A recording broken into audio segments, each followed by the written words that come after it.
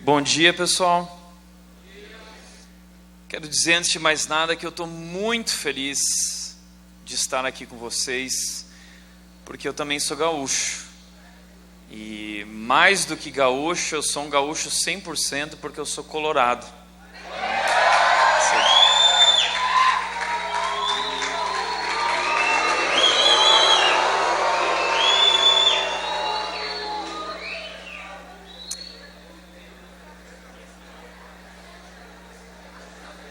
Tudo bem com os gremistas aí, porque desde que eu fui morar em São Paulo, eu aprendi a amar os gremistas, porque eu conheci os corintianos. E eles são muito piores que os gremistas, tá? Eu posso garantir isso. Minha esposa, graças a Deus, não é corintiana, senão eu não teria casado com ela, tá bom?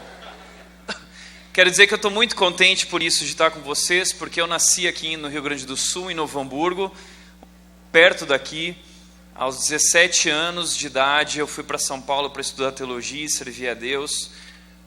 E amanhã eu vou compartilhar um pouco dessa história, da minha história, o que Deus tem feito desde o dia em que eu tomei a decisão de fazer aquilo que a Cássia falou hoje aqui, o dia que eu renunciei a minha vida, os meus sonhos, os meus planos, e eu decidi me entregar por completo à vontade de Deus. Eu quero compartilhar amanhã uma história bem legal para vocês. Por isso também, a partir dessa introdução da Cássia, do pastor Jonas ontem, a gente foi tão bem introduzido no tema, que eu decidi agora há pouco mudar o tema da minha mensagem e não ficar trabalhando essa introdução a respeito do tema, mas já partir para um tema bem específico. Eu quero te ajudar nessa manhã de uma maneira bem prática. Como você pode cumprir o teu chamado, como você pode assumir a responsabilidade como cristão através da tua vida em uma área específica, em uma área bem prática que faz muito parte de quem somos, do que fazemos e do nosso dia a dia. Eu quero falar com vocês sobre trabalho. Engraçado que falando sobre renúncia, falando sobre tomar a cruz, falando sobre assumir a responsabilidade, o pastor Jonas e a Cássia acabaram falando muito sobre trabalho. E eu acredito que nós temos falado tanto sobre trabalho, porque se tem uma área em que a nossa geração está extremamente perdida e com dificuldade, é nessa área de trabalho. E o tema da mensagem de hoje é trabalhar para quê? E eu quero te motivar para o trabalho, eu quero que você entenda a grandeza, a responsabilidade que nós temos de seguir a Jesus e cumprir o nosso chamado através do nosso trabalho, através daquilo que nós fazemos. Eu não sei se você já parou para pensar nisso, mas nós passamos cerca de 1/3 da nossa vida trabalhando. É muita coisa, é muito tempo. E nós precisamos ter um foco claro, objetivo, de o que é esse trabalho, para quem nós fazemos esse trabalho e o que esse trabalho significa. Pois senão não seremos capazes de cumprir o nosso chamado e não entenderemos o que é ser cristão nesse ambiente, nessa tarefa que Deus nos deu, que é o trabalho. Recentemente, o site daexame.com lançou uma pesquisa falando que 65% das pessoas são infelizes no trabalho. É um número muito grande. De cada 3 pessoas, 2 estão infelizes, e talvez na nova geração, de cada 3 pessoas, quase 3 estão infelizes com o trabalho. Essa pesquisa foi feita em mais de 28 países e, pasme, no Brasil, foi descoberto que os brasileiros estão muito insatisfeitos. O trabalho é o principal causador de estresse no país. Os brasileiros só perdem para os japoneses entre os povos que mais sofrem com o mal. E veja lá que o japonês ele trabalha no mínimo 12 horas por dia. Lá no Japão os trabalhadores morrem de tanto trabalhar. Agora aqui no Brasil, o nosso país bateu o recorde de gente insatisfeita com relação ao trabalho. E a pesquisa continuou fazendo perguntas para descobrir por que as pessoas estão tão infelizes com o trabalho. descobriram que 38% das pessoas está infeliz porque diz que o problema é o chefe, o problema é o patrão, o problema é aquele cara chato, que não sabe quem eu sou, que não me valoriza, que não me paga bem. O problema é o chefe, essa pressão que ele coloca sobre mim, e o tempo todo exigindo, sabe, ele não me ama. 38% diz que são os chefes, mas 28% diz que o problema não é só o chefe, mas é essa pressão. O tempo todo no trabalho eu me sinto sob pressão.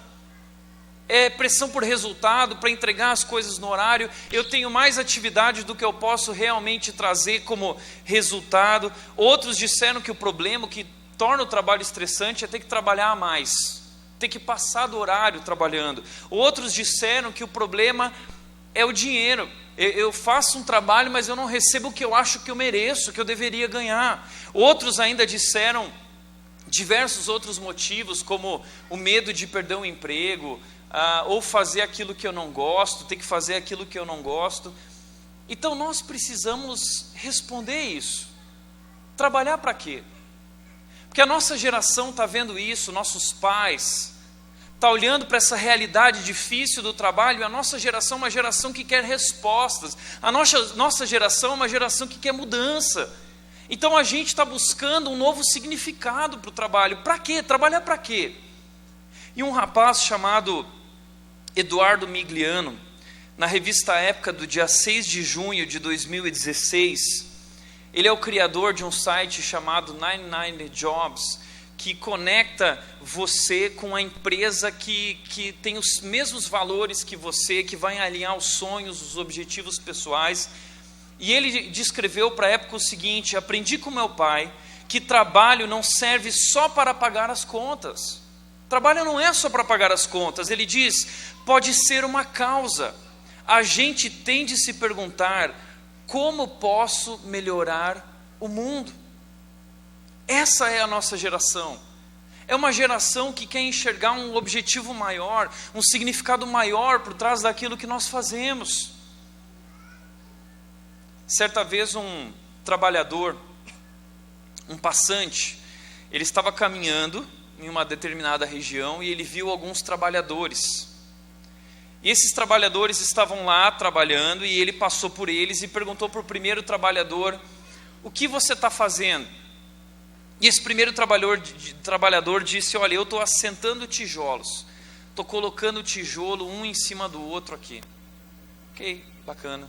Ele continuou caminhando, chegou no outro e perguntou, o que você está fazendo? Olha, eu estou construindo uma parede. Bem bacana. Oh, legal. E ele continuou, e ele encontrou um outro trabalhador e perguntou, e você, o que está fazendo? Eles estavam fazendo a mesma atividade. Ele falou assim, olha, eu estou construindo uma catedral. E ele estava mais alegre, mais contente, porque ele via algo maior por trás daquilo que ele estava fazendo. E isso é verdade. Quanto maior o significado, quanto maior a causa, mais fácil, mais alegre se torna o trabalho. Por isso a nossa geração está buscando respostas. Trabalhar para quê? Uma das respostas da nossa geração é para ficar rico. Outros mais céticos têm dito, não, eu não trabalho para ficar rico, mas eu estou trabalhando para pagar as contas. Outros diriam, olha, eu estou trabalhando simplesmente porque eu não quero ser um vagabundo. Porque o meu pai sempre me via lá no sofá, em casa, e dizia, você é um vagabundo, você tem que trabalhar, entendeu? Sai daí. E eu conheço muita gente que não vê significado nenhum no trabalho e só está trabalhando para não ser chamado de vagabundo. E a vida é esse peso, essa dificuldade. Outros diriam, trabalhar para quê? Para a gente fazer o que a gente gosta. Não é? A nossa geração pensa muito isso. O trabalho é para eu fazer o que eu gosto. O trabalho é para eu fazer aquilo que eu nasci para fazer, porque eu sou especial, eu tenho características únicas e singulares, então, através do trabalho, eu vou fazer aquilo que eu nasci para fazer, o que eu gosto. E aí tem até aquele lema que diz o seguinte, faça o que você gosta, e aí então você nunca precisará trabalhar. A gente não quer trabalhar, a gente quer fazer o que a gente gosta. Por quê? Porque o lema da nossa geração é esse, eu vou trabalhar para ser feliz. Por que trabalhar? Trabalhar para ser feliz. Porque tudo para a nossa geração é uma questão de felicidade. A pergunta da nossa geração é, o que te faz feliz. Então tudo no mundo existe para me fazer feliz. Eu nasci para ser feliz. A gente posta no Facebook frases do tipo, eu já vi cristãos postando assim: a vida inteira é feita para ser feliz. Então abra os olhos para o que o coração te diz. Ai, que lindo isso. E aí tudo existe para minha felicidade. O trabalho tem que me fazer feliz, o trabalho tem que me realizar pessoalmente. Se o trabalho não me realiza pessoalmente, não me faz feliz, ele não serve para mim. Nós vivemos hoje uma cultura descartável. O que é bom para mim, eu pego para mim. O que não é bom, eu descarto, eu excluo, eu deleto da minha vida assim, num clique. Então o casamento tem que me fazer feliz, a esposa tem que me fazer feliz, o meu marido tem que me fazer feliz, a igreja tem que me fazer feliz. Se a igreja não me faz feliz, essa igreja não serve para mim. A nossa geração é uma geração que mede tudo pela nossa felicidade. É por isso que a gente tem tanta dificuldade no trabalho, porque é para ser feliz. Outros ainda diriam: trabalhar para quê? Para nada. O trabalho é simplesmente uma consequência do pecado. Tem gente que acha isso mesmo, que trabalho é consequência do pecado, e eu não vejo a hora de Jesus voltar e ir para o céu, porque lá não vai ter trabalho, eu vou encostar numa nuvem, e eu vou curtir o resto do tempo lá, ouvindo coral de anjos Hillsong, entendeu? Vai ser demais. Mas nesse mundo caído eu preciso trabalhar. Que Deus restaure esse mundo caído. Então, gente, a nossa geração em busca de respostas está se perdendo. Nós não sabemos qual é o real significado do trabalho. A gente fica olhando para dentro e dizendo: mas eu estou fazendo o que eu gosto, mas eu sou feliz. Mas isso dá dinheiro suficiente. Essas não são as premissas verdadeiras, não é a causa real para o nosso trabalho. Deixa eu dar um exemplo para vocês de como nessa busca por significado a nossa geração se perdeu. Recentemente, a revista Veja entrevistou uma menina famosa aí e fizeram algumas perguntas para ela. Ela começou a estudar jornalismo e perguntaram para ela: estudar jornalismo ajudará você nessa nova carreira sua?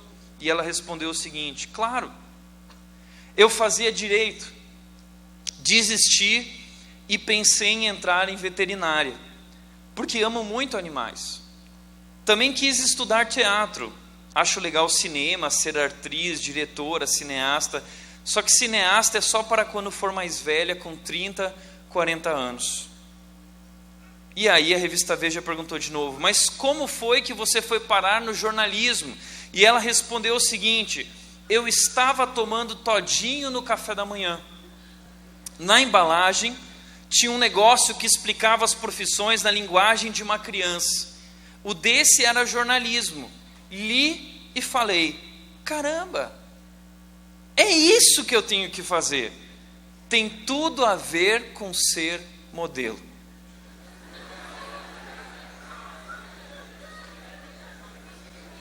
É engraçado, mas é triste. Isso se repete com jovens com quem eu converso, completamente perdidos, porque não sabem o que fazer com a sua vida, com a sua carreira, com o seu trabalho. Por isso eu gosto muito do livro que foi lançado pelo pastor Tim Keller, um livro chamado Fé e Trabalho, como integrar fé e trabalho. E olha só o que ele diz sobre trabalho, que vai trazer significado verdadeiro, base para o nosso trabalho. Ele disse o seguinte: uma das esperanças para a nossa sociedade fragmentada, o que é isso? Uma sociedade departamentalizada. Nossa vida hoje é toda dividida por áreas. Tem a área espiritual, tem a área emocional, tem a área financeira, e a gente entrega a gerência, a chave para Deus controlar e governar a nossa área espiritual. Deus, essa área aqui é a tua área, mas a área financeira é minha. A área emocional, a área coração, é eu que decido, Deus. Então a nossa sociedade departamentalizou, desfragmentou tudo isso. Trabalho hoje está desconectado de espiritualidade. A gente não consegue conectar as coisas porque o mundo desfragmentou. Por isso, nós andamos tão perdidos com relação ao nosso trabalho. E nós precisamos, como ele disse, redescobrir o conceito de que todo e qualquer trabalho humano não é simplesmente uma tarefa. Aquilo que você faz, por mais insignificante que pareça, não é só uma tarefa, é um chamado. O trabalho só é uma vocação se alguém chamar você para fazê-lo, e se ele for feito para quem o chamou e não para você mesmo. Todo e qualquer trabalho humano não é simplesmente uma tarefa. Não importa o que você faça, se é servir cafezinho, se é trabalhar no Xerox, se é você tem que varrer o chão, se você tem que trabalhar em casa arrumando o teu quarto ou lavando a louça para tua mãe, não importa o que você faz, talvez você não consiga conectar isso com o plano de Deus para o mundo, talvez você não consiga conectar isso com a questão da espiritualidade, mas o que você precisa entender é que todo trabalho, toda tarefa é na verdade um chamado. E trabalho, ouve isso, só é uma vocação, só é cumprir a vocação se alguém chamar você para fazer aquilo, e se aquilo for feito para quem o chamou e não para você mesmo. Presta atenção, vocação não tem nada a ver com fazer aquilo que você gosta. Vocação não é você fazer aquilo que te faz feliz. Vocação não é fazer aquilo que você nasceu para fazer. A vocação só é vocação de fato quando você faz aquilo em obediência a quem te deu a tarefa. Portanto, o nosso mundo perverteu, corrompeu, tornou disfuncional esse conceito de vocação. Tudo nós temos tornado egoístas, tudo é para mim, tudo é para nós, tudo é eu. Vocação agora é para mim fazer feliz. Agora, a palavra vocação vem do latim vocare, que significa literalmente chamado. Vocação é um chamado. Portanto, cumprir com a nossa vocação é trabalhar obedecendo, fazendo aquilo que Deus nos chamou para fazer. É dedicando aquilo que eu faço, por mais insignificante que pareça, para Deus. Quem foi que nos chamou para o trabalho? Quem nos deu o trabalho? Quem nos deu foi Deus. Lá em Gênesis capítulo 2, versículo 15, Deus nos convida para o trabalho. Ele diz: o Senhor Deus colocou o homem no jardim do Éden, para quê? Para ser feliz, para fazer o que gosta, para curtir a vida. Não, para cuidar dele e cultivá-lo. Deus nos colocou no mundo não para sermos felizes. Deus nos colocou no mundo para trabalhar. Deus nos colocou no mundo para a glória dele. E vivendo para a glória dele, trabalhando, sim, nós encontraremos a felicidade que tanto buscamos. O problema é que a gente tem colocado a carroça na frente dos bois. O problema é que a gente está buscando primeiro prazer antes de trabalho. E veja, o nosso Deus é um Deus que trabalha, e trabalha muito. Como que a Bíblia começa? A Bíblia começa mostrando a semana de um trabalhador. Um trabalhador que trabalhou durante 6 dias para construir a coisa mais maravilhosa do mundo, a maior obra de arte do planeta, o nosso mundo. Ele fez os céus, ele fez a terra, ele fez o mar, ele fez o sol, ele fez a lua, tudo maravilhoso. Quando nós olhamos para tudo isso, para esse trabalhador, para esse Deus criativo, esse designer, nós olhamos e nós falamos: uau, ele se dedicou a essa obra, ele fez com excelência. E ao final de tudo, no último dia, diz que ele criou o homem e ele criou a mulher. E ele olha para tudo isso e ele diz: uau. E aí no 7º dia, ele descansa. E a Bíblia diz que ele descansa olhando para tudo que ele fez e tendo prazer. Ele está feliz com o que ele fez, porque ele trabalhou arduamente durante 6 dias para criar algo maravilhoso. E o que Deus criou em 6 dias, os homens até hoje não conseguiram catalogar todos os animais e todas as plantas, e não conseguem entender todos os mistérios do universo ou do corpo humano. Porque Ele é um Deus demais, Ele é um Deus incrível, Ele é um Deus maravilhoso. E esse Deus maravilhoso, que trabalha 6 dias e tem prazer no último dia, nos chama para trabalhar. O problema é que a nossa geração é uma geração que primeiro quer ter prazer, depois quer trabalhar.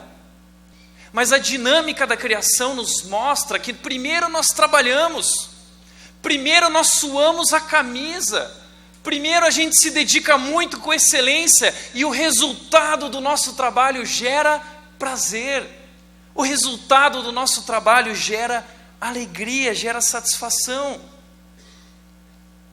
O problema é que a nossa geração gosta muito de falar sobre direitos. A gente vai para frente da faculdade para cobrar os nossos direitos, a gente vai lá, faz greve para cobrar os nossos direitos, a gente vai para os políticos para cobrar os nossos direitos, mas existe uma relação de deveres e direitos. Você vê alguém falando sobre dever, a gente só quer falar de direito, a gente só quer a parte boa das coisas. Mas o que Deus nos mostra é que nós precisamos trabalhar, nos dedicar. Muita gente só quer o prazer, mas não quer o trabalho. Vocação é a gente fazer aquilo que Deus nos deu para fazer, qualquer coisa que seja uma tarefa dada por Deus. E nós devemos fazer em obediência a Ele, servindo Ele, para Ele, por Ele. Por isso, um livro recente que foi lançado se chama O Evangelho no Trabalho. Os autores disseram o seguinte: o trabalho não é apenas uma forma de passar o tempo e ganhar dinheiro. O seu trabalho é, na verdade, um serviço que você presta ao próprio Senhor.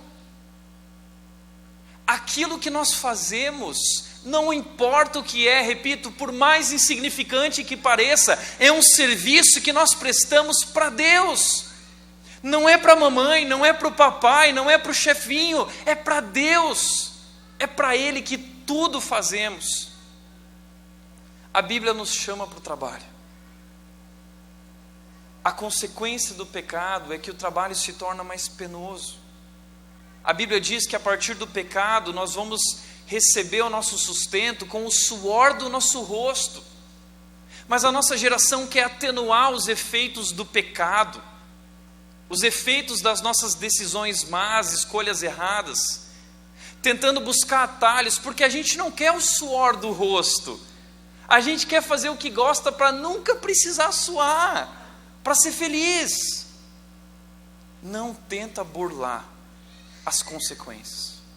Nós plantamos isso, de Deus não se zomba. Aquilo que o homem plantar, ele vai colher. Portanto, a Bíblia nos convida para o trabalho. Deus trabalhador nos chamou a assumir a nossa responsabilidade, tomar a nossa cruz e testemunhar para os outros através da nossa vida, da nossa carreira, do nosso trabalho, através daquilo que nós fazemos. E a Bíblia nos traz 6 motivações bíblicas para o trabalho.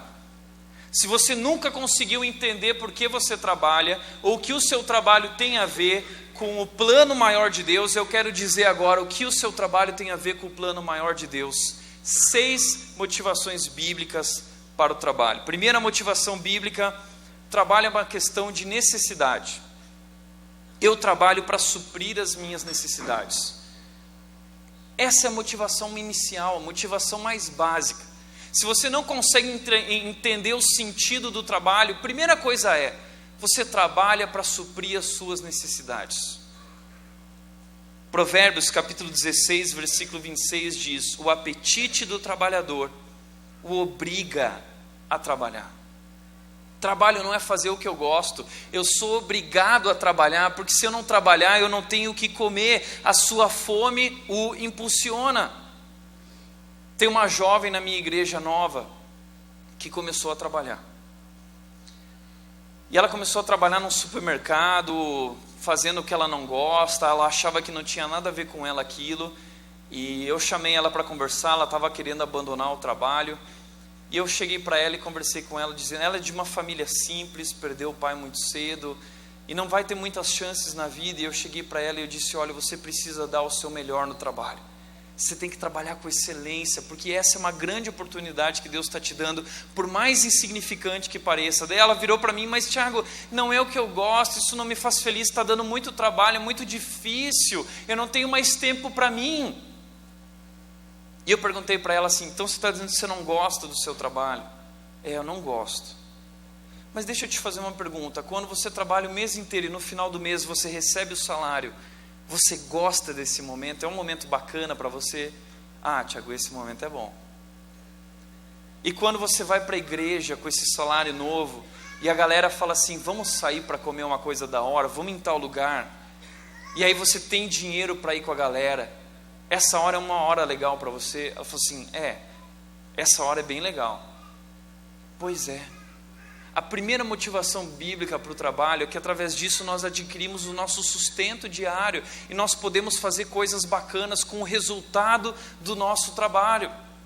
Por isso a Bíblia pega pesado, lá em 2 Tessalonicenses capítulo 3, versículo 10, Paulo está dizendo que ele não foi um peso para aquela comunidade, mas que eles trabalharam muito. Paulo não era folgado, vivendo às custas das igrejas como missionário, lá, vamos me sustentar aí, vamos dar dinheiro para a minha obra. Não, ele fazia tendas, ele trabalhava. Só recebeu sustento quando estava preso, não era capaz de trabalhar. E Paulo disse o seguinte para o povo folgado que não queria mais trabalhar, se converteu a Cristo. E aí o povo falou assim: não, agora vamos viver, vamos ficar todo mundo junto, só curtindo a comunhão. Trabalhar é ruim, ficar na igreja curtindo com a galera, convençu é da hora. Quando ainda estávamos com vocês, nós lhes ordenamos isto: se alguém não quiser trabalhar, também não coma. Trabalho é nossa responsabilidade. Se não quer trabalhar, não vem no Convensul. Se não quer trabalhar, não vai participar daquela programação bacana, porque tem gente que vive a custas dos outros. A Bíblia critica o folgado. Aliás, a Bíblia diz: por causa da preguiça o telhado se enverga, por causa das mãos indolentes a casa tem goteiras. Eu fui para São Paulo com 17 anos de idade, logo eu fui morar sozinho. E aí quando eu estava morando sozinho, eu descobri uma coisa que eu nunca tinha percebido: que a comida, ela não surge do nada assim, pum, vou comer, pum, surge a comida, né? Vou me vestir de manhã, e aí lá no armário, pum, surge a roupa lavada. Não, quando eu estava sem a minha mamãe cuidando de mim, eu descobri que eu precisava trabalhar, senão a casa virava um caos. Eu lembro de uma vez que eu cheguei em casa, e a cozinha já tinha acumulado alguns meses de louça, e eu estava criando um universo paralelo ali na minha cozinha, animais crescendo, criaturas crescendo ali, até o dia que eu cheguei em casa e a louça da minha casa disse oi para mim. Cara, um dia a coisa ficou tão feia na minha casa que eu precisei pegar um saco de lixo e jogar toda a louça fora, porque não tinha mais como salvar a louça. Porque é isso que a Bíblia está dizendo: por causa de mãos indolentes, a casa tem goteiras, as coisas não funcionam. Sabe por que a tua vida não vai para frente? Porque as coisas muitas vezes não dão certo? Porque a Bíblia está dizendo que você é folgado, você é indolente, você está esperando que os outros façam tudo por você, mas a vida não acontece assim, você vai se dar mal nessa. Por isso a Bíblia também diz em Provérbios 6, observe a formiga, preguiçoso. Até quando você vai ficar deitado, preguiçoso, tirando uma soneca, cochilando um pouco, cruzando um pouco os braços para descansar? Cara, é a nossa geração. A gente quer tirar, eu quero tirar um cochilo agora. Vou assistir Netflix, cruzar os braços e ficar assistindo série à noite. Essa é a vida dos sonhos, não é? Mas não é assim que Deus nos chamou para viver. A gente está se perdendo. Primeira motivação bíblica para o trabalho é que é uma questão de necessidade. E só o fato de a gente estar ocupado já é grande coisa, porque como disse um tal de Jerônimo, trabalhe em algo para que o diabo te encontre sempre ocupado. Só o fato da gente não ficar ocioso como preguiçoso, dando ocasião para a carne e para o diabo já é grande coisa. Segundo lugar, trabalho é uma questão de prosperidade. Eu trabalho para ter sucesso financeiro. E não se preocupe, eu não vim aqui pregar o evangelho da prosperidade, porque eu não acredito nisso. Agora a Bíblia fala sobre prosperidade. A Bíblia fala sobre sucesso financeiro. Deus não tem nada contra sucesso financeiro, pelo contrário. Deus não tem nada contra a riqueza, pelo contrário. Abraão era rico, Davi se tornou rico, José se tornou rico, muitos homens da Bíblia eram ricos. Salomão foi o homem mais rico do planeta. O problema para Deus não é ter dinheiro, o problema para Deus é como você ganhou esse dinheiro e como você gasta esse dinheiro. Mas a Bíblia diz que através de trabalho árduo, nós devemos crescer. A palavra prosperidade significa crescimento, ascensão. Nós trabalhamos para nós crescermos e para um dia podermos sustentar a nossa família, a esposa, os filhos. Por isso Provérbios 12:11 diz: quem trabalha a sua terra terá fartura de alimento, terá fartura de sustento, mas quem vai atrás de fantasias não tem juízo. O que esse texto está dizendo é: se você quer ter prosperidade, se você quer crescer na vida, se você quer ficar rico, ser bem sucedido sem trabalhar muito, você está indo atrás de fantasias. Se você não está trabalhando a tua terra, e trabalhar a terra, meu amigo, é suar a camisa, é ir para debaixo do sol, e capinar, e arar a terra, e plantar, e o tempo de plantar é um tempo difícil. Mas a Bíblia diz que há a hora de plantar e a hora de colher. Mas a nossa geração não quer plantar, a nossa geração quer colher. Então a gente fica procurando na internet, na vida, a faculdade, o curso que vai ser mais fácil para eu faturar sem me esforçar. A gente quer mais resultado com menos esforço. Nós queremos os direitos, os prazeres, mas não os deveres. O trabalho. A minha irmã, durante muito tempo, ela virava para mim e dizia: acho que eu vou abandonar minha faculdade. Acordava às 5 horas da manhã e depois das 5 horas da manhã ia trabalhar, e aí voltava do trabalho 6:30 da tarde para ir para a faculdade, para sair da faculdade 11 horas, para ir dormir 11:30, para acordar às 5 horas da manhã, vivendo isso durante 4, 5 anos e dizendo: eu não aguento mais, eu não estou fazendo o que eu gosto, e não é isso, e não é aquilo outro. E eu só virava para ela e eu dizia: não abandona, não desiste. Hora de plantar e hora de colher. Lei da semeadura. E você não sabe o que aconteceu, cara. Ela se formou e ela prosperou, ela cresceu no trabalho e ela pôde se casar com o homem dos sonhos da vida dela, e eles estão crescendo. E foi difícil, mas valeu muito a pena. Você quer ser bem sucedido? Trabalha a tua terra. Você quer conquistar os teus sonhos, aquelas coisas que você deseja? Trabalha a tua terra. Se você quer tudo isso sem trabalhar muito, você está indo atrás de fantasias. Toma cuidado.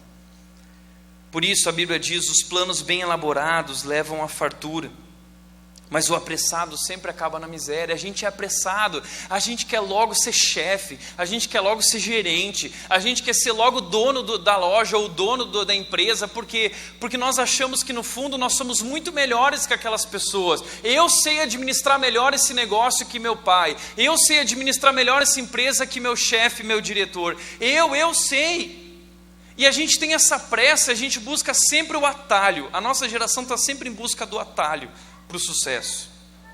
Mas como disse esse político americano, querer ser bem sucedido sem trabalhar duro é como querer plantar sem colher. Deus mostra isso para nós, que o resultado vem de trabalho árduo. Por isso a nossa geração tem encontrado outra dificuldade. A gente descobriu um atalho chamado desonestidade. Porque através da desonestidade nós conseguimos obter ganhos maiores a curto prazo.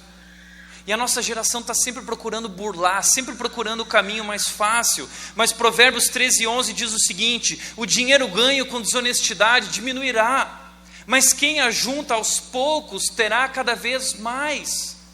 Não adianta, meu amigo, é aos poucos, é poupança.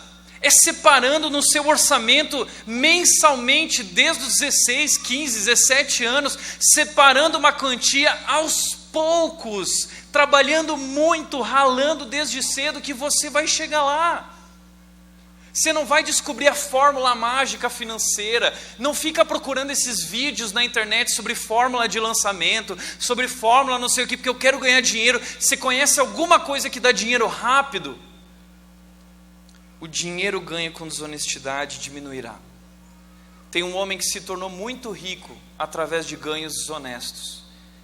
Esse homem é conhecido como o Lobo de Wall Street. Foi lançado um filme sobre ele.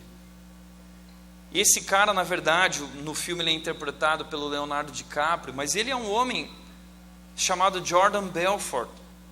E esse cara ganhou muito dinheiro, ele comprou iates, ele comprou casas, mansões, ele tinha os carros que ele queria, ele tinha as mulheres que ele queria, mas ele ganhou isso desonestamente. Sabe o que aconteceu? Ele perdeu tudo. Ele perdeu tudo. E ele diz o seguinte: o erro que eu fiz naquela época é que eu perdi a minha ética. E os eventuais ganhos que você faz sem ética serão de curta duração, eu prometo. Não tem jeito, a gente está vendo isso no Brasil. Gente que quis ganhar dinheiro desonestamente e agora está indo preso. Gente que está sofrendo as consequências. Aquilo que o homem plantar, ele vai colher, de Deus não se zomba. Por isso a Bíblia também diz em Provérbios 16:3: consagre ao Senhor tudo que você faz, consagra a Deus. É para Deus que você faz o que faz, e os seus planos serão bem-sucedidos. A fórmula mágica para o crescimento, a fórmula mágica para a prosperidade, para a ascensão, não é buscar o caminho mais fácil, é dedicar o que você faz cada dia da sua vida com excelência para Deus. E se você dedicar isso para Deus e trabalhar com excelência, os teus planos serão bem-sucedidos. Sabe por quê? Porque isso é divino, cara. Crescimento na vida é algo que Deus dá. É Deus quem cuida de nossas vidas, não é você. Não é você com a tua força, a tua habilidade, o teu talento, que você vai conquistar grandes coisas. É Deus que te leva, que te conduz na direção dos planos que Ele tem para a tua vida. Então você quer descobrir a fórmula do sucesso? Consagra a Deus a tua vida. E amanhã eu vou compartilhar um pouco sobre isso mais. Por isso, dentro desse ponto, o último versículo, Provérbios 24:27 diz: termine primeiro o seu trabalho a céu aberto, deixe pronta a sua lavoura, depois constitua a família. O que eu tenho tratado de casamentos destruídos por causa de galera que não soube esperar o momento certo de casar. Os pais falaram: não, termina a faculdade primeiro. Não, agora não é a hora. Não, pai, mas eu quero, me envolvi com ela, me envolvi com ele, eu quero casar, eu quero casar. O que tem de casais sendo tratados, que estão completamente enrolados em dívidas e problemas financeiros, porque não souberam esperar o tempo certo, porque a Bíblia diz: termine primeiro o seu trabalho a céu aberto, deixe pronta a sua lavoura. Existem obrigações que nós temos na vida, coisas que vêm antes da família. Se você quer constituir família, você precisa se preparar para isso. Deixar pronta a sua lavoura, terminar o seu trabalho a céu aberto. Hoje, na nossa cultura, talvez não é lavoura, mas é eu completar o meu curso de faculdade, ou o meu curso técnico, e eu ter um emprego para que eu possa realmente sustentar minha esposa e os meus filhos. O problema é que a nossa geração está sempre querendo queimar etapas. A gente quer viver o ciclo que está à frente, a gente não completa os ciclos que vêm antes, e a gente sofre as consequências. Por quê? Porque de Deus não se zomba, aquilo que você plantar, você irá colher. Deus está querendo nos proteger, nos guiar pelo melhor caminho, mas nós sempre buscamos atalhos. A gente fica burlando a vontade de Deus, que a gente quer ir direto para o melhor. Primeiro trabalho, primeiro deixe pronta a sua lavoura a céu aberto. Teve um jovem que ligou de madrugada uma vez para um pastor lá nos Estados Unidos. E esse jovem tinha tido problema naquele momento com pornografia, era madrugada. E ele ficou desesperado com aquele problema, a dificuldade dele, e ele ligou para o pastor arrependido. No meio da madrugada, o pastor atendeu o telefone sem saber onde estava, em que mundo estava, disse: o que foi? E esse jovem: pastor, eu preciso falar com você, você não sabe o que acabou de acontecer. Ele falou: o que foi? Eu acabei de cair aqui nesse problema de pornografia e eu não sei o que eu faço. Aí o pastor virou para ele bem sério e falou o seguinte: olha, sabe o que você faz? Primeira coisa, toma vergonha na sua cara. Segunda coisa, vai dormir agora, porque isso não é a hora para você estar acordado, você devia estar dormindo e descansando. Terceiro, você vai acordar de manhã bem cedo e você vai procurar um emprego. Você está muito ansioso, você vai trabalhar, cara, você vai estudar. Você quer ver mulher pelada? Então faz o seguinte, trabalha muito, e quando você tiver condições de sustentar essa mulher, bancar ela, você encontra essa mulher de Deus, casa com ela, e na lua de mel você pede para ela tirar a roupa para você. A nossa geração quer ver mulher sem roupa, sem bancar a mulher. Você quer viver isso, cara? Isso é bênção de Deus, isso é maravilhoso. Mas você tem que trabalhar para bancar essa mulher. Você tem que assumir essa mulher. O que eu mais tenho visto hoje é marido banana, marido omisso.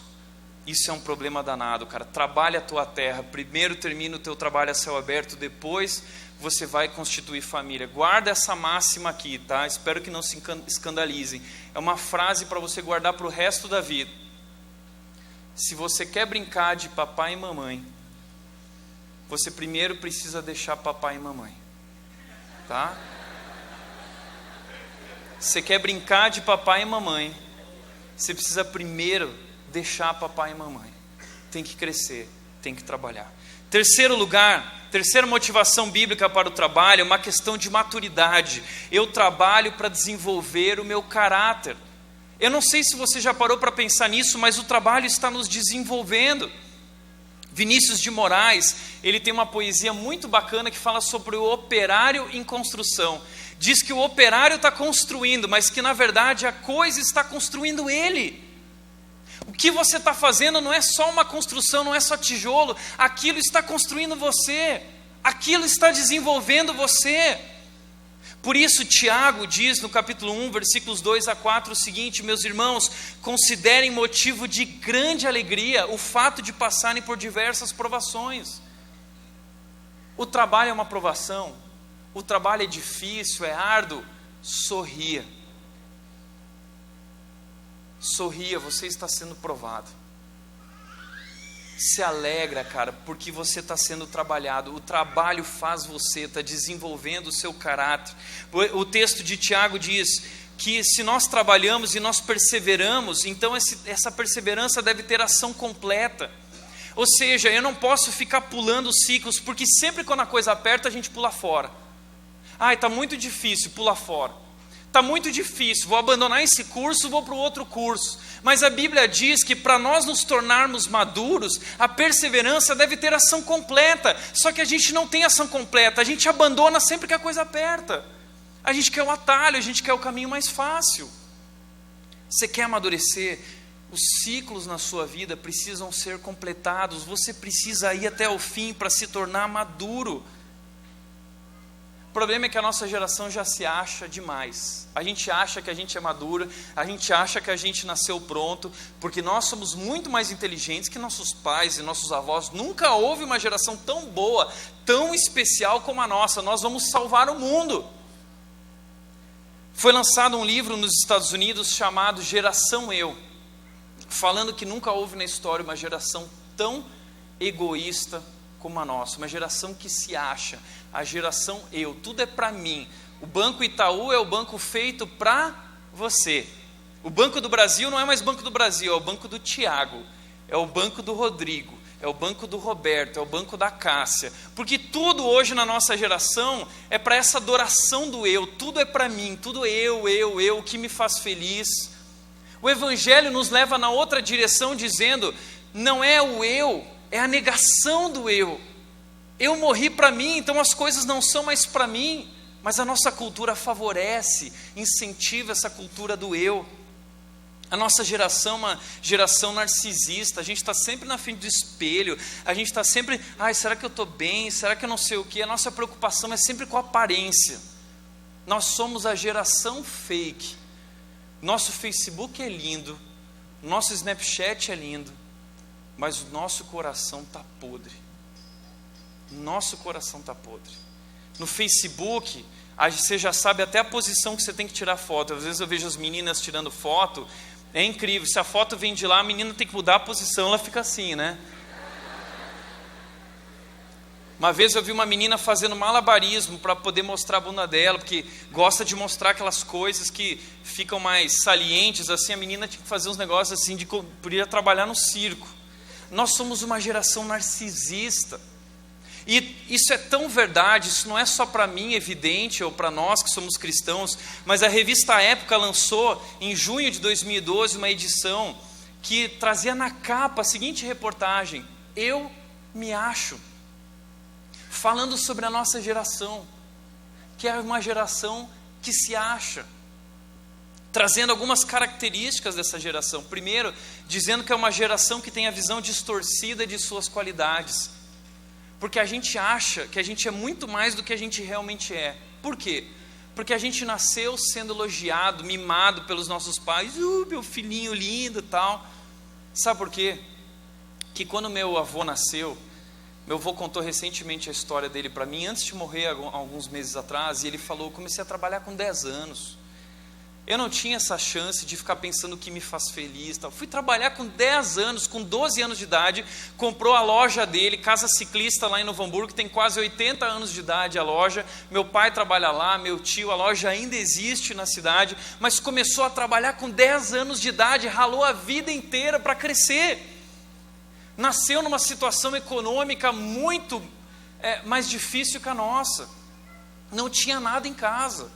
Meus pais, minha mãe sempre conta, nasceu numa época também muito difícil, teve que trabalhar muito. Mas nós pegamos o bem bom. O vô trabalhou muito, o pai e a mãe ralaram muito para que você tivesse a chance de estudar, para que você tivesse a chance de se preparar e se qualificar melhor do que eles tiveram. E aí eles cresceram cuidando da gente, fazendo a gente feliz, nos privando do sofrimento, das dificuldades. Hoje o filho nasce, o pai já envolve o filho no plástico bolha, que nada pode encostar no meu filho. Ai daquele que falar do meu filho, se o professor falar alguma coisa do meu filho, se o meu filho tirar nota baixa, o problema não é do meu filho, o problema é do professor. O problema não é do meu filho, o problema é do pastor. O problema não é do meu filho, o problema é a Dilma. O problema é não sei o quê. O filho não é nunca problema. Hoje em dia o quarto tem que ser todo planejado para a criança. Tem que estar tudo direitinho, a melhor coisa para ela. Tem que ser tudo perfeito para nós. A gente cresceu assim, com tudo sendo feito para nós, tendo tudo o que a gente queria. E nós nascemos com a visão distorcida de nossas qualidades. A gente se acha. Por isso, porque tudo é feito para nós, a gente tem o foco em si mesmo e na nossa realização pessoal. Tudo tem que me fazer feliz, trabalho tem que me fazer feliz, igreja tem que me fazer feliz, casamento não me fez feliz, então divórcio. Por isso a gente também tem dificuldade em lidar com a pressão e as críticas. Porque a gente não aprendeu a lidar com a dificuldade, porque a gente sempre teve tudo bem bom, a gente foi super protegido pelos pais. Na minha época, tinha um negócio, um potinho do inferno, que continha o cuspe do capeta. Se chamava metiolate. O cuspe do capeta era laranja. E aí quando você caía, ralava o joelho, a sua mãe vinha lá com o cuspe do capeta e passava no seu joelho. Aquilo ardia, cara, você gritava de ardência, tinha que ficar soprando para passar. Só que hoje, o metiolate, sabe o que aconteceu com o metiolate? Ele é incolor e indolor, não arde mais. Imagina, ardeu o joelhinho do filho, da criança. Na minha época, biotônico Fontoura era muito caro e não funcionava direito comigo, eu era muito raquítico. Minha mãe, preocupada com o meu crescimento, foi lá e comprou um negócio que eu defino como o vômito do capeta. Se chamava óleo de fígado de bacalhau. Cara, era o vômito do capeta, era um negócio terrível. Hoje, o óleo de fígado de bacalhau é sabor chocolate, sabor morango. Então a nossa geração não sabe mais nada, tudo é feito para fazer o nosso bem, para o nosso conforto. Então a gente chega no trabalho que vai ter uma pessoa que não é nosso pai, nossa mãe, a gente não consegue lidar com isso, a gente não consegue lidar com a vida, porque a gente sempre foi cuidado, mimado, supervalorizado. Chega lá, a gente não consegue lidar com isso. Recentemente eu fui num congresso, e aí um pastor estava lá pregando, e ele virou assim para a galera e falou assim, eu vou falar uma verdade que você não sabia. Você faz parte de uma geração única na história. E quando a gente ouve isso, a gente gosta, né? Você é um libertador. Na verdade, só houveram outras 2 gerações assim em toda a história do planeta. E ele começou a falar, a primeira geração foi a geração de Moisés. Quando Moisés nasceu, o diabo sabia que era uma geração de libertadores e tentou matar todas as crianças, mas através do faraó, mas não conseguiu. Moisés cresceu e libertou o povo de Israel. E a galera, legal. Aí ele falou assim, calcula agora 2000 anos. Nasceu a segunda geração de libertadores, a geração de Jesus. E aí a geração de Jesus nasceu, era uma geração de libertadores. O diabo tentou matar todas as crianças através de Herodes, mas ele não conseguiu. Jesus sobreviveu e foi até a cruz e morreu por nós e se tornou a segunda geração de libertadores. E a galera empolgada, e ele falou assim, agora calcula, de Moisés para Jesus, 2000 anos, de Jesus para nós, 2000 anos. Nós somos a geração de libertadores. E a galera subindo as paredes e chorando, caindo no chão. Senhor, eu recebo, entendeu? E a minha vontade era pegar a metralhadora e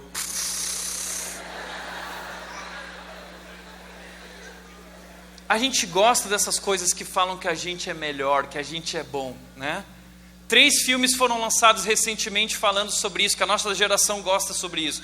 Maze Runner, Jogos Vorazes e Divergente. Os 3 filmes, história um pouco diferentes, mas a mesma tônica. Os adolescentes, os jovens vão salvar o mundo.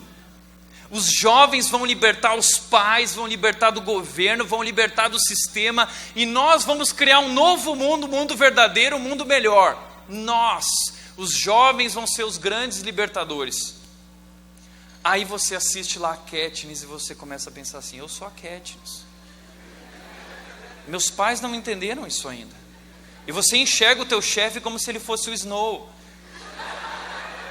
Aí você olha Divergente e você vê aquela menina insegura. Retrato da nossa geração, uma geração insegura. Eu não sei o que fazer da vida, ninguém me entende, para baixo, até o dia que ela vai fazer o teste. Aí ela vai fazer o teste, a mulher olha para ela e faz assim, e ela, que foi? Você é divergente. Você não é boa numa coisa, você é boa em tudo. É por isso que o mundo não te entende, porque você é muito boa para o mundo. Você é espetacular, ninguém na história nasceu assim. E aí a gente olha para aquilo e faz assim, eu entendi quem eu sou. Eu sou divergente. E aí você vai para o trabalho, e aí teu chefe fala assim, não, eu quero que você faça isso, você não fez isso direito, não sei o quê. E aí você pensa consigo mesmo dizendo, ele não sabe que eu sou divergente. Eu sou divergente. Eu sou a Katniss. A nossa geração se acha. E é por isso que a gente não consegue lidar com a pressão, porque a gente acha que é muito melhor que essas coisas que estão nos fazendo sofrer. E é por isso que a gente tem essa obsessão por queimar etapas. Posso te falar uma coisa? Eu descobri o segredo do sucesso. Se chama submissão. A nossa geração não sabe se submeter, porque a gente acha que é melhor que o chefe, melhor que os pais. A Bíblia diz o seguinte, em 1 de Pedro 5, 6 a 7, portanto, humilhem-se debaixo da poderosa mão de Deus. Humilhem-se. Quando você está se submetendo a seus pais ou a seu chefe, você não está se submetendo a eles, você está se submetendo a Deus, que instituiu eles como autoridade sobre a sua vida. Então o texto está dizendo, submeta-se a eles, se humilhando debaixo da poderosa mão de Deus, para que Ele o exalte no tempo devido. E aqui a palavra devido é kairos, é o tempo certo, é o tempo de Deus para a sua vida, lançando sobre Ele toda a sua ansiedade, porque Ele está cuidando de vocês. Nós fomos chamados para isso. A Bíblia diz em Filipenses 2, seja a atitude de vocês como a de Cristo Jesus, que não considerou que o ser o divergente, o igual a Deus, o bom, era algo que devia se apegar, mas esvaziou. Ele se esvaziou, Ele negou a si mesmo, tomando a forma de servo, morrendo morte de cruz. Ele foi obediente até a morte de cruz. Por isso, diz o texto, Deus o exaltou à mais alta posição. Ou seja, é um princípio, uma promessa na minha Bíblia. Quem se humilha será exaltado. Deus fará isso no tempo certo, no tempo devido. E isso é recorrente na Bíblia. Veja alguns nomes. José era mordomo de Potifar, sofreu, era mordomo, era escravo, mas foi fiel, trabalhou na prisão, foi fiel, se submeteu, se tornou governador do Egito. Josué com Moisés, a mesma coisa. Davi começou como pastor de ovelhas, ninguém lembrava dele, o pai não chamava ele para ser coroado rei lá, achava que os outros irmãos eram melhores, mas ele fazia o seu trabalho com excelência. Até que, porque ele obedeceu ao pai e foi levar o que o pai queria para os irmãos na guerra, ele derrubou o gigante, foi promovido. Se tornou tocador de harpa na corte do rei Saul. O rei começou a ficar com tanta inveja e ciúme dele, que tentou matar ele 5 vezes. Jogou uma lança em Davi. Davi se submeteu, teve a chance de passar por cima do chefe e não fez, porque respeitava a autoridade do chefe. Pergunto, alguma vez teu chefe já lançou uma lança para você, tentando te matar? Teu chefe já tentou te matar, lançou um grampeador na tua cara, assim? Onésimo era escravo de Filemon. Ai, não me realiza pessoalmente esse trabalho, eu não quero ser escravo, eu nasci para ser chefe. Aí roubou as coisas de Onésimo e foi para Roma. Lá em Roma encontrou Paulo, aí Paulo falou assim, Onésimo, o que você está fazendo aqui? Que conhecia ele como escravo. Ah, eu não aguentava mais, aquele cara não me valorizava. Você está errado, Onésimo. E pregou o evangelho para ele, ele se converteu. Paulo falou, agora você vai voltar lá e vai pedir perdão e vai restituir. Mas o que eu vou fazer se eu fizer isso? Ele vai me matar, porque eu não tenho como fazer. Paulo falou assim, eu vou escrever uma carta e ele vai te receber de volta. Onésimo se submeteu. Paulo escreveu uma carta, que é a carta de Filemon, que está na Bíblia, e Onésimo levou junto essa carta endereçada a Filemon. Sabe o que Onésimo se tornou? Diz a tradição cristã que ele se tornou bispo da igreja de Éfeso, uma das maiores igrejas e mais modernas do Novo Testamento. Quem se humilha, quem se submete, será exaltado. Vamos correr. 4º lugar, eu trabalho por uma questão de credibilidade. Provérbios 22, 29 diz, você já observou um homem habilidoso em seu trabalho? Será promovido ao serviço real, não trabalhará para a gente obscura. Isso é muito verdade, gente. Lá na minha igreja em São Paulo, tem um jovem que se chama Flávio, ele é deficiente físico, ele é cadeirante, mas ele se preparou muito na vida. Ele tem faculdade, ele tem MBA na FGV, ele fez inúmeros cursos, fala inglês, fala italiano, fala diversas línguas. E lá em Dayatuba ele não conseguia emprego de jeito nenhum. Até que ele não conseguindo emprego, ele foi trabalhar como caixa de supermercado, que ninguém aceitava ele como deficiente físico. Ele se sujeitou, um cara altamente preparado, foi trabalhar como caixa de supermercado. Só que o Flávio, ele dizia o seguinte, eu vou atender cada pessoa com o melhor que eu posso, com a habilidade que eu tenho, e eu vou atender como se fosse Jesus.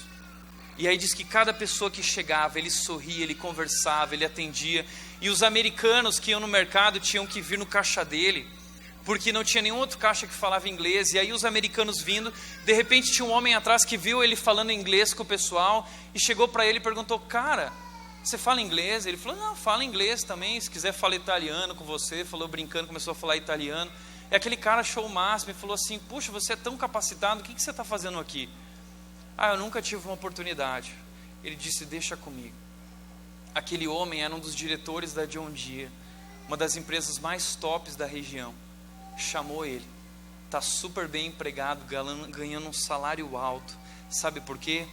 Porque um homem habilidoso em seu trabalho será promovido ao serviço real. Trabalha com excelência. Foi isso que José fez. A excelência de José era um padrão recorrente na vida dele. O bacana é que o pastor Jonas falou sobre José, a Cássia falou sobre José, e José tinha um padrão recorrente na vida dele. Na casa de Potifar, ele trabalhou com excelência.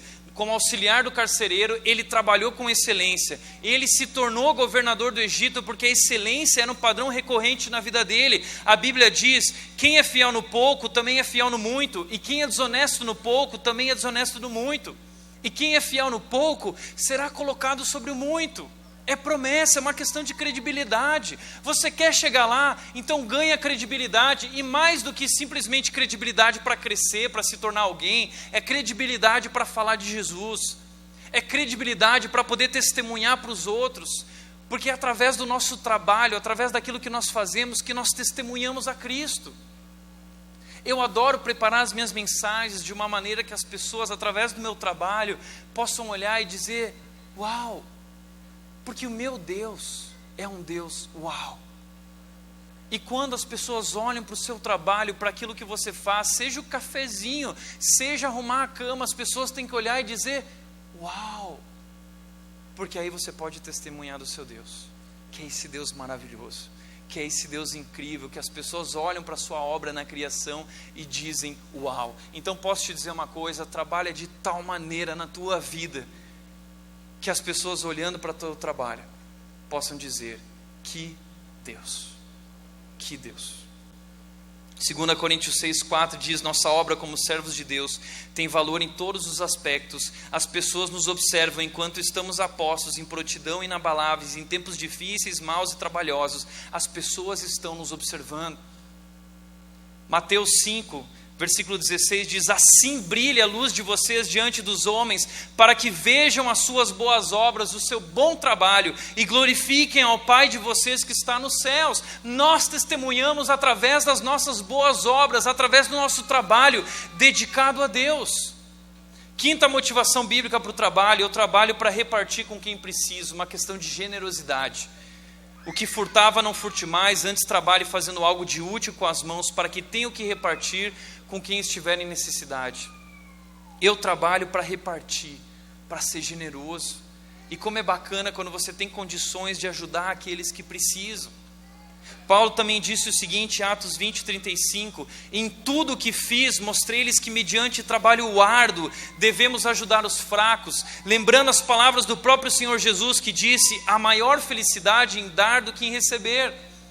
Trabalho é uma questão de generosidade. E por último lugar, trabalho é uma questão de eternidade. Eu trabalho para me preparar para o céu.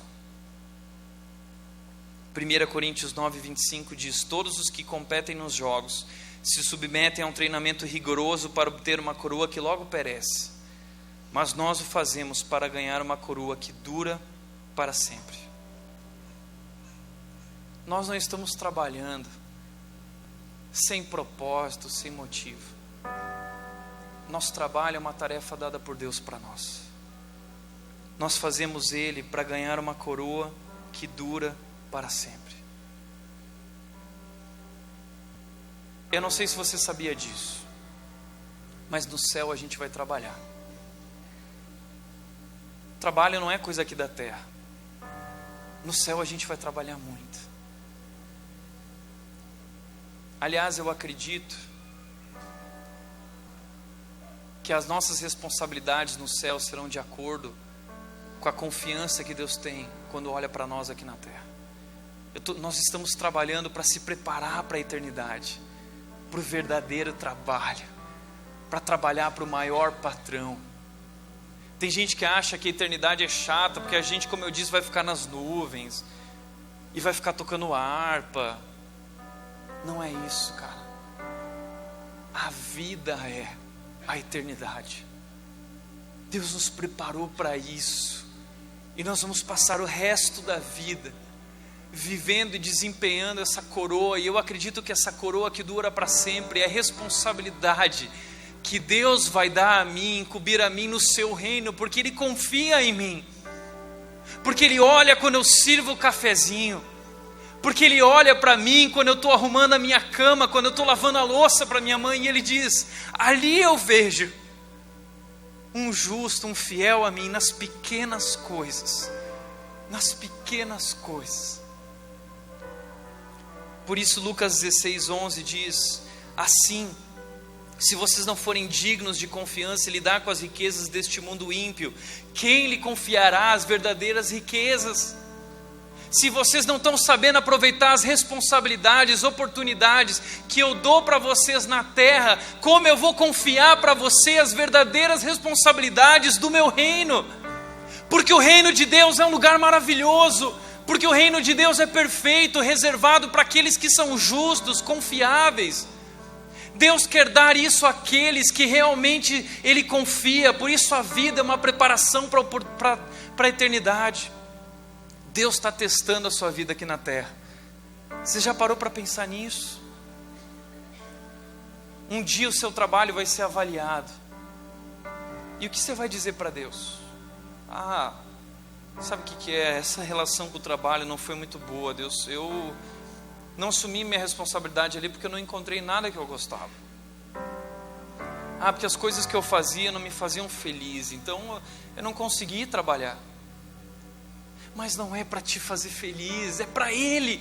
É para fazer Ele feliz. Nós precisamos resgatar a nossa motivação. A nossa motivação não é o nosso sorriso. A nossa motivação é o sorriso dEle, que olha para as nossas vidas e se agrada daquilo que nós fazemos. Nas pequenas coisas nós dedicamos, nós consagramos, nós fazemos isso para Ele, para que as pessoas olhando para nós possam dizer: uau, que Deus, que Deus.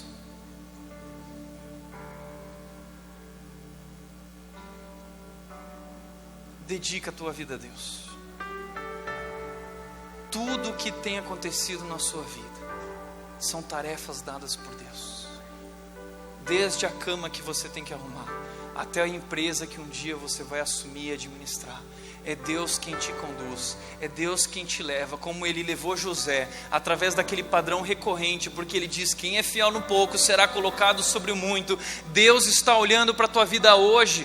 Não é teu chefe, não é para Ele que você faz. Ele pode não reconhecer, Ele pode não perceber, mas Deus está acima dele com sua mão poderosa, cuidando de você. Ele está abrindo essas oportunidades, essas portas para a sua vida. E Deus está querendo que você cresça, que você amadureça, que você se submeta, que você mostre que você realmente é cristão, que você tomou a sua cruz, que você negou a si mesmo, que você abriu mão dos seus desejos pessoais, dos seus planos, dos seus sonhos, para servir aos sonhos e planos e o propósito dEle.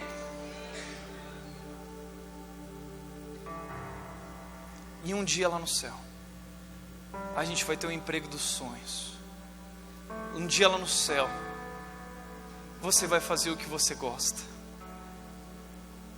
Porque essas coisas da terra não são capazes de nos fazer felizes. Sabe por quê? Porque nós fomos criados por um outro mundo. Não é aqui que está a sua felicidade, a sua satisfação, é lá. Deus disse: eu estou indo, eu estou preparando o lugar, e aqui vocês serão felizes, mas aqui vocês virão para me servir, para me glorificar, para me apresentar para essas pessoas perdidas, e nós fazemos isso através do nosso trabalho. Por isso o trabalho é tão importante. Mas só 3 alertas que eu quero deixar sobre o trabalho, porque há um perigo de a gente se perder trabalhando. Salomão trabalhou demais e ele deixou 3 dicas rápidas. Salomão se perdeu no trabalho. O trabalho, a gente pode perder também as estribeiras se dedicar demais e não souber a ordem das prioridades. Não se deixe consumir a ponto de prejudicar a saúde física e emocional. Cheguei ao ponto de me desesperar por todo o trabalho no qual tanto me esforcei debaixo do sol. Que proveito tem um homem de todo esforço e de toda ansiedade com que trabalha debaixo do sol? Durante toda a sua vida, seu trabalho é pura dor e tristeza. Mesmo à noite a sua mente não descansa. Isso também é absurdo. Não trabalhe ao ponto de prejudicar a sua vida física e emocional. Segundo lugar, não se deixe consumir a ponto de desprezar a família e os relacionamentos. Às vezes nós temos que abrir mão de algumas coisas, mas não despreze a família e o relacionamento, isso é mais importante. Havia um homem totalmente solitário, não tinha filho nem irmão, trabalhava sem parar, contudo os seus olhos não se satisfaziam com a sua riqueza. Terceira e última dica: não se deixe consumir a ponto de não ter tempo para o prazer. Ele diz: para o homem não existe nada melhor do que comer, beber e encontrar prazer em seu trabalho. E vi que isso também vem da mão de Deus. Nós trabalhamos, e o prazer do trabalhador está em poder comer e beber, e o resultado do trabalho que gera prazer para ele, e esse resultado, isso vem de Deus. É Deus quem nos dá, nos satisfaz, para a nossa satisfação, cuidando de nós. Portanto, vá com prazer, coma com prazer a sua comida e beba o seu vinho de coração alegre. Vá, você trabalhou, você se dedicou, veio o salário, vá, tenha prazer, curta isso. Deus se agradou do que você fez, isso veio de Deus, Deus está te abençoando. Mas o conceito aqui não é abençoado, o conceito da Bíblia é abençoado. Nós somos abençoados, nós ralamos, nós trabalhamos, nós nos dedicamos, assim como José, ele é um abençoado, ele ralou, assim como Davi, eles ralaram. Os grandes homens de Deus só foram usados porque eles eram grandes trabalhadores, eles dedicaram as suas vidas, eles abriram mão dos seus sonhos e propósitos para servir a Deus. Paulo na prisão não ficava se perguntando e dizia, mas isso não está mais me fazendo feliz. José, quando foi abandonado, quando foi ridicularizado, quando foi levado para a prisão, não ficou dizendo, será que isso me faz feliz? Eles disseram, Deus, aqui está a minha vida, me usa, seja como for, do jeito que for, eu quero viver para a tua glória. Não existe trabalho insignificante. Todo trabalho é uma tarefa dada por Deus. Olha para aquilo que você faz. Foi Deus quem te colocou isso nas tuas mãos. Dá o teu melhor, para que as pessoas possam dizer, uau, que Deus. Em segundo lugar, você tem perseverado nas lutas e dificuldades que encontra no trabalho. A perseverança deve ter ação completa. Não abandona a faculdade, não abandona o trabalho quando a coisa aperta, continua se dedicando. Não é o que você quer fazer para Deus, é o que Deus já está fazendo na sua vida. O seu ministério não é o que você sonha em fazer para Deus, o seu ministério é o que Deus já está fazendo na sua vida. É ali que você precisa trabalhar. Deus está cuidando da tua vida muito antes de você. Deus já escreveu os dias da tua vida, cada detalhe. Basta se entregar, confiar, se submeter. Terceiro, o trabalho é apenas um meio e não um fim. O trabalho não é fonte de felicidade. O trabalho não é fonte de felicidade. O trabalho é uma lixa espiritual de Deus na sua vida. O trabalho está te trabalhando, formando o teu caráter, te preparando para que Deus possa te dar responsabilidades maiores. Minha mãe sempre disse para mim, que em muito é provado, muito será usado. Como foi dito aqui, quanto maior a tribulação, maior a vitória. Se você está ralando muito, se você está sofrendo, é porque Deus tem algo preparado para você que é muito especial. Ele quer te usar, mas Ele precisa te preparar para isso. Mas não olhe para o trabalho como fonte de felicidade. Não olha para o casamento como fonte de felicidade. Não olha para as coisas na sua vida como fonte de felicidade, porque não são. Porque fonte de felicidade só Deus é. E é aí que nós erramos, porque nós abandonamos a Deus como nossa fonte de felicidade. Por isso Salomão, que trabalhou muito, que teve todo o dinheiro, que teve todas as mulheres, os carros, tudo que sempre quis, ele virou para tudo isso e disse, tudo sem sentido, nada disso faz sentido, a única coisa que pode te fazer feliz é Deus. Por isso ele disse, lembra-te do teu Criador nos dias da tua mocidade, da tua juventude. E ele diz, o resumo de tudo que eu tenho para falar, o segredo da vida é, tema a Deus, ame a Deus e obedeça a Ele. E você será feliz. Deus é a nossa fonte de felicidade. Amém? Feche teus olhos.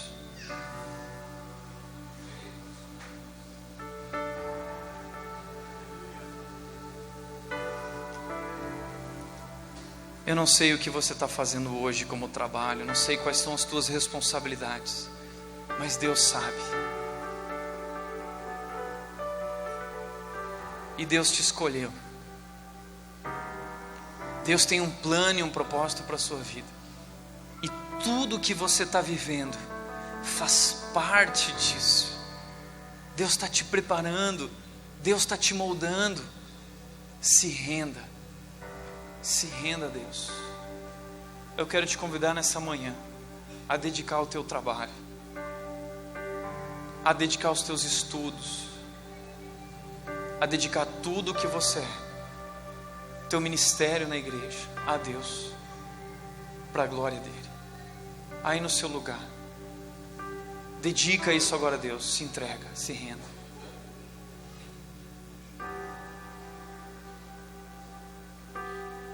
E se teu desejo é entregar, eu quero que você fique de pé agora.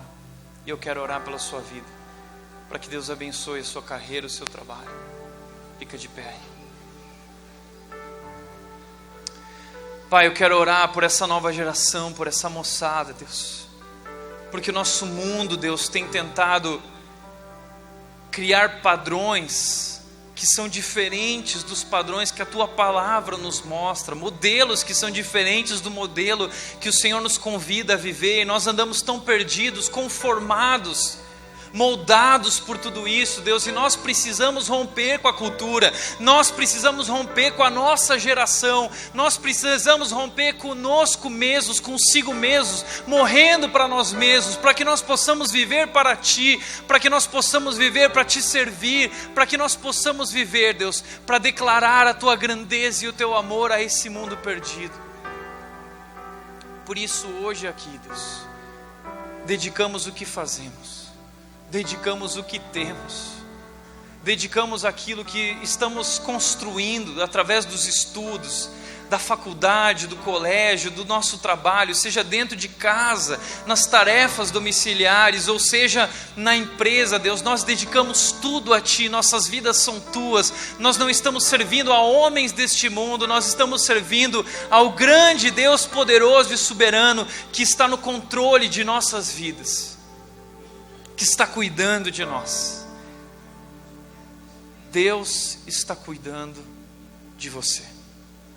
Por isso, Pai, nós nos humilhamos agora aqui, debaixo da Tua mão poderosa. Nós nos humilhamos, para que o Senhor nos exalte no tempo devido, para que no Teu tempo o Senhor faça o que o Senhor quer fazer, e nós descansamos em Ti, em nome de Jesus. Amém. Amém. Deus abençoe.